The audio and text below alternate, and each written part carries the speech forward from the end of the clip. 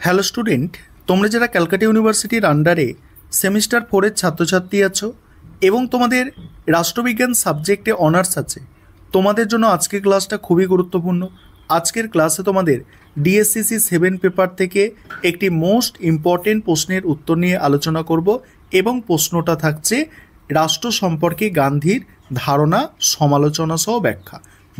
Most important তোমাদের জন্য। প্রশ্নের উত্তর কিভাবে লিখবে, কিভাবে কোয়ালিটি মেনটেন করতে হবে অনার্সের লেখার ক্ষেত্রে দেখে নাও। প্রথমেই তোমাদের ইন্ট্রোডাকশান অর্থাৎ ভূমিকা দিয়ে শুরু করতে হবে। মহাত্মা গান্ধী ভারতীয় স্বাধীনতা আন্দোলনের এক কিংবদন্তি নেতা। তার রাজনৈতিক ও সামাজিক দর্শনে রাষ্ট্রের ভূমিকা নিয়ে গভীর চিন্তাভাবনা করেছেন। তার চিন্তাভাবনার মূল ভিত্তি ছিল অহিংসা এবং সত্যাগ্রহ। এই নীতিগুলির ওপর ভিত্তি করে তিনি রাষ্ট্রের প্রকৃতি, ক্ষমতা এবং সমাজের সাথে তার সম্পর্ককে বিচার করেছেন।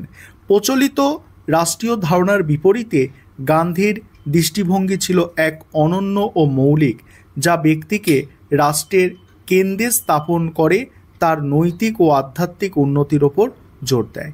এবার হচ্ছে গান্ধীর রাষ্ট্রচিন্তা। গান্ধীজি তার রাষ্ট্রচিন্তাকে মূলত তার অহিংসা এবং সত্যাগ্রহ দর্শনের অবিচ্ছেদ্য অংশ হিসাবে গড়ে তুলেছিলেন। তার মতে রাষ্ট্র একটি সংগঠন যা কেন্দ্রীভূত ও সংগঠিত হিংসার ওপর প্রতিষ্ঠিত।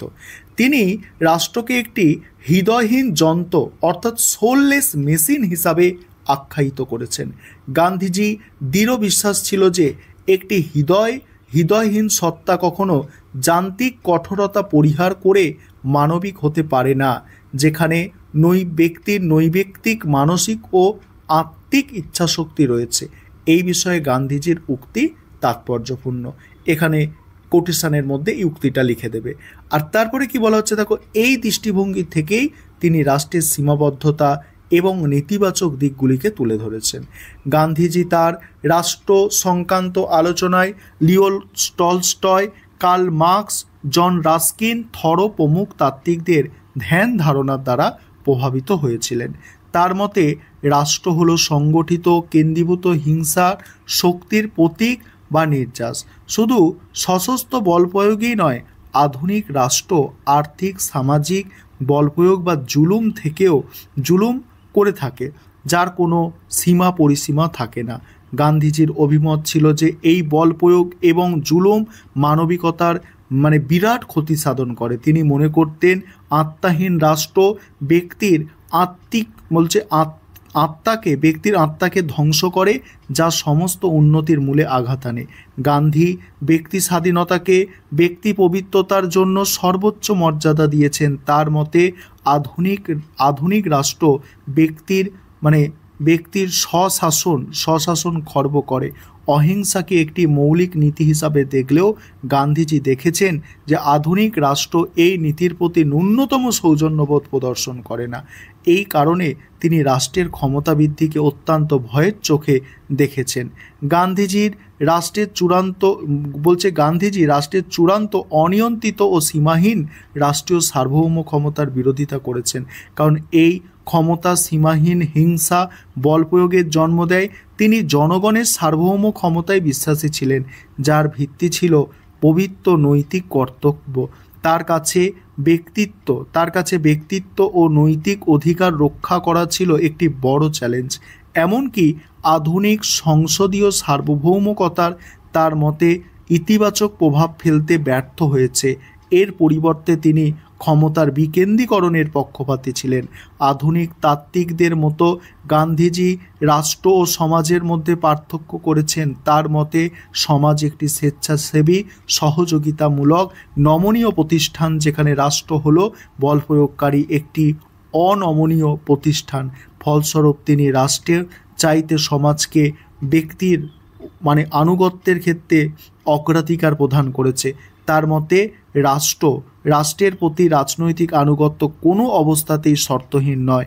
এই কারণে রাষ্ট্রের ন্যূনতম এবং তার ভূমিকাও সীমিত হওয়া দরকার। তাই গান্ধীজি বলেছেন, that's government is best governance the least. প্রকৃতপক্ষে গান্ধীজি রাষ্ট্রকে কল্যাণ সাধনের একটি উপায় ছাড়া আর কিছু মনে করেনি। এবার সমালোচনার পোর্শনটা আলোচনা করব। তার আগে যে বিষয়টা বলার আছে, তোমাদের জন্য অনলাইন কোচিং ক্লাস চলছে। তোমরা যদি কেউ পেড ব্যাচে অ্যাডমিশন নিতে ইচ্ছুক থাকো তাহলে স্ক্রিনে যে নম্বরটা দেখতে পাচ্ছ এই নম্বরে যোগাযোগ করে পেড ব্যাচে অ্যাডমিশন নিতে পারো। সমালোচনার ফার্স্ট পয়েন্ট কী আছে দেখো। প্রথমত, রাষ্ট্রের প্রতি গান্ধীর বিরোধিতা। অনেক সমালোচক মনে করেন যে রাষ্ট্রের প্রতি গান্ধীর চরম বিরোধিতা অবাস্তব। আধুনিক বিশ্ব রাষ্ট্র ছাড়া সমাজ পরিচালনা করা প্রায় অসম্ভব। দ্বিতীয়, রামরাজ্য ও বাস্তবতার ফারাক। গান্ধীজি রামরাজ্য বা আদর্শ সমাজের ধারণা সমালোচিত হয়েছে। সমালোচকরা বলেন যে রামরাজ্যের ধারণা অতি আদর্শিক এবং কল্পনাপ্রসূত ধারণা, যা বর্তমান জটিল রাজনৈতিক ও সামাজিক প্রেক্ষাপটে বাস্তবায়ন করা কঠিন। থার্ড আছে দেখো 3 নম্বর সমালোচনা, রাষ্ট্র শ্রেণী চরিত্রকে অস্বীকার। মার্ক্সবাদী সমালোচকরা গান্ধীজির রাষ্ট্রচিন্তার সমালোচনা করে বলেছেন তিনি রাষ্ট্রের শ্রেণী চরিত্রকে যথাযথ উপলব্ধি করতে পারেননি। মার্ক্সবাদীদের মতে রাষ্ট্র হলো শ্রেণী শোষণের হাতিয়ার, যা বৈষম্যকে টিকিয়ে রাখে।